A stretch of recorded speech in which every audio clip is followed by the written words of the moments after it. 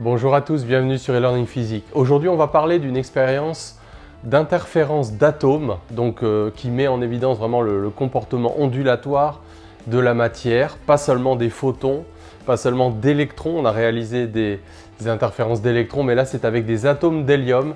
Donc c'est une expérience qui a été réalisée en 1991 en Allemagne. Et donc on a fait interférer des atomes d'hélium, donc c'est l'expérience des Van Young. J'ai déjà fait une vidéo en corrigeant un problème de centrale dans lequel on insistait sur ce qu'on appelle le principe de complémentarité de Bohr.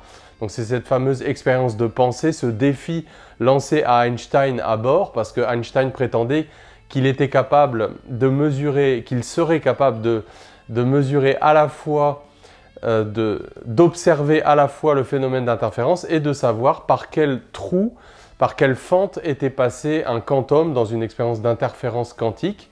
Et Bohr qui lui a répondu que en fait c'était pas possible. Soit on fait une expérience dans laquelle on sait par quel trou est passé le quantum, le photon ou l'atome ici, soit on observe la figure d'interférence, mais on ne pourra pas faire les deux en même temps. Et Bohr bien sûr avait raison. Donc si tu veux regarder la réponse à ça, on a déjà un petit peu parlé des Van Young, mais dans cette vidéo, je n'avais pas explicitement appliqué le principe de superposition des états quantiques.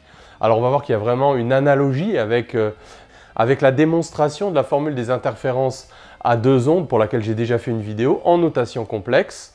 On va voir aussi qu'il y a quelques petites différences parce qu'en optique, on peut utiliser la notation réelle ou la notation complexe pour démontrer la formule des interférences à deux ondes, alors qu'en physique quantique, on est obligé de passer par la notation complexe puisque par essence, la fonction d'onde est complexe. Donc on va parler de ce phénomène d'interférence quantique en appliquant le principe de superposition et en calculant la probabilité, donc le module carré de la fonction d'onde, en un point M de l'écran pour que un atome ait un impact sur l'écran. Et donc, alors ça va mettre en évidence vraiment le plus grand paradoxe anti-intuitif de la mécanique quantique, qui est que à la fois, dans une image classique, l'atome ne pourrait passer que par un seul trou à la fois, mais que finalement, il est quand même un peu superposé entre deux états, un peu comme en optique ondulatoire, par division du front d'onde. L'onde est divisée en passant par les deux trous. Et bien un peu de la même manière, la particule quantique a ce comportement ondulatoire, et donc sa fonction d'onde est la somme d'une fonction d'onde pour laquelle eh bien, le quantum l'atome passe par une fente et une autre dans laquelle il passe par l'autre fente. Alors aussi anti-intuitif que cela paraisse, c'est ça qui va nous permettre d'interpréter la figure d'interférence qui a été observée donc en 1991 avec une distance entre les fentes de 8 micromètres, une distance entre les fentes et l'écran de 64 cm, la largeur de chaque fente donc qui va caractériser la diffraction du motif complet qui va moduler la formule d'interférence quantique, c'est 2 micromètres, la largeur des fentes, et la longueur d'onde de Broglie des atomes d'hélium utilisés, c'était environ 1 angstrom, 10-10 mètres. Et donc on a mesuré un interfrange de 8 micromètres. Donc ça c'est complètement compatible donc avec la formule que tu connais peut-être en optique ondulatoire, I égale lambda d sur A, donc sauf qu'il faut mettre la longueur d'onde de De Broglie, et puis donc d, voilà la distance à l'écran, et A, la distance entre les deux fentes. Donc le but pour nous, c'est un petit peu de poser le calcul de cette amplitude de probabilité, cette fonction d'onde. Est-ce qu'on peut faire un calcul un peu analogue à ce qu'on fait en optique ondulatoire avec les Van Young? On va voir que oui. Alors c'est assez simple. On va dire qu'on a un faisceau, on sélectionne donc des particules qui arrivent sur cette fente F, qui après, donc cette fente F est suffisamment étroite pour que le faisceau diffractant englobe les deux fentes F1 et F2. Et donc à partir de là, eh bien, l'amplitude de probabilité se recombine en M. Alors on va essayer de décrire ça de façon un petit peu mathématique avec des fonctions d'onde de particules libres, donc qui sont issues de la résolution de l'équation de Schrödinger pour une particule libre. Donc on peut dire qu'on a une onde incidente psi 0 de M et de T, donc qui est identique au niveau des fentes F1 et F2, donc qui va être de la forme A0 exponentielle moins I oméga t. On va la prendre un petit peu comme origine, ce plan F1, F2. Et puis à partir de là, donc cette amplitude de probabilité, cette fonction d'onde va subir deux trajets différents, un petit peu exactement comme en optique. Donc par symétrie, on voit que l'état de la fonction d'onde est le même en F1 et en F2. Donc on va dire que phi1 en M et en T, c'est ce qui se passe donc en F1 et à l'instant T moins donc le temps de propagation F1M sur la vitesse de phase. Donc la vitesse de phase V phi qui vaut oméga sur K. Donc on va décrire ça en termes d'onde plane. Donc on aura une amplitude A0 exponentielle moins I oméga, facteur de T moins la distance F1M sur V phi. Et V phi c'est oméga sur K. Donc on va avoir K F1M sur oméga. Donc on va retrouver un terme de propagation. Donc phi1 en M et en T, c'est A0 exponentielle I, donc F1M fois K, moins oméga T.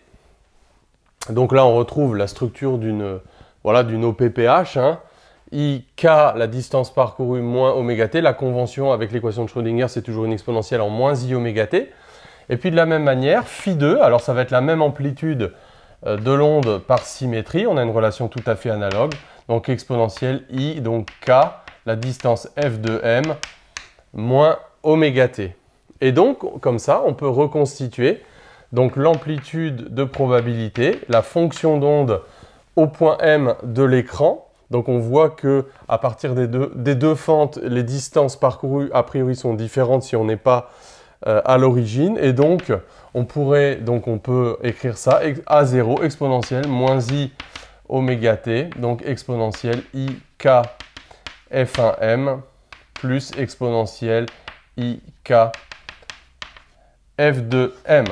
Et donc, l'interprétation probabiliste, l'interprétation de borne de la fonction d'onde, évidemment, c'est de calculer module de phi carré, donc la probabilité de trouver la particule en un point M. Et donc, si on fait l'expérience avec un grand nombre d'atomes, la répartition des atomes va matérialiser cette densité de probabilité par des impacts sur l'écran. Donc, on va calculer la probabilité d'être en M. Donc, ça, c'est proportionnel au module de psi carré. Donc, on va multiplier psi par son complexe conjugué. Donc, c'est exactement la même démonstration que la formule des interférences à deux ondes. On va mettre en facteur l'une des deux exponentielles ici. Donc, on va avoir module de A0 carré. Le module de l'exponentielle complexe de module 1, ça va faire 1. Donc, facteur de 1 plus exponentielle I K F2M moins F1M. Donc là, on voit comme un peu l'équivalent d'une différence de marche. 1 plus exponentielle moins IK, donc on prend le complexe conjugué F2M moins F1M. On distribue tout ça et donc on va trouver vraiment l'analogue de la formule des interférences à deux ondes.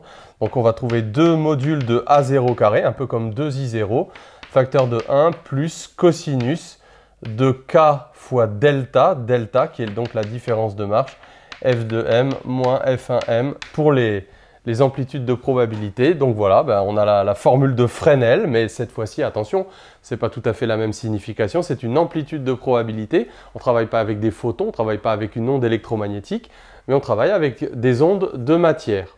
Alors bien sûr, tout cela est modulé en réalité par la figure de diffraction de chaque fente. Ici, c'est là que la distance D intervient. Donc pour ceux qui en savent peut-être un petit peu plus, ils savent qu'il faut qu'on multiplie tout ça par le sinus carré cardinal de pi d θ, l'angle de diffraction sur lambda, donc θ qui vaut x sur d.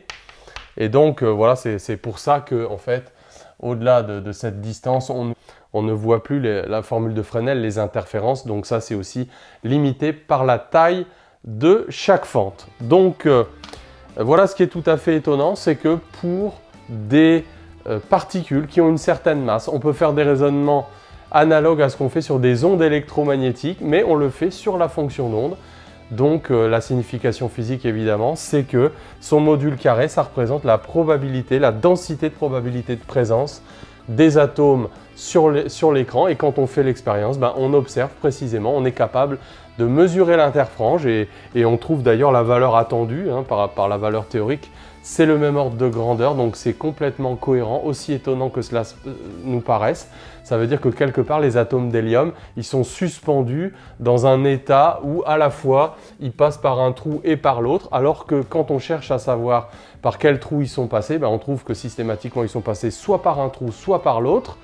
Mais on n'est pas capable de faire une expérience dans laquelle on verrait simultanément, on pourrait savoir par quel atome est passé, par quelle fente est passé un atome, et en même temps voir l'expérience d'interférence. Ça nous est interdit. Donc c'est soit l'un, soit l'autre. On ne peut pas avoir le beurre et l'argent du beurre. C'est le grand mystère de la mécanique quantique. Voilà, on se retrouve pour une prochaine vidéo. À bientôt.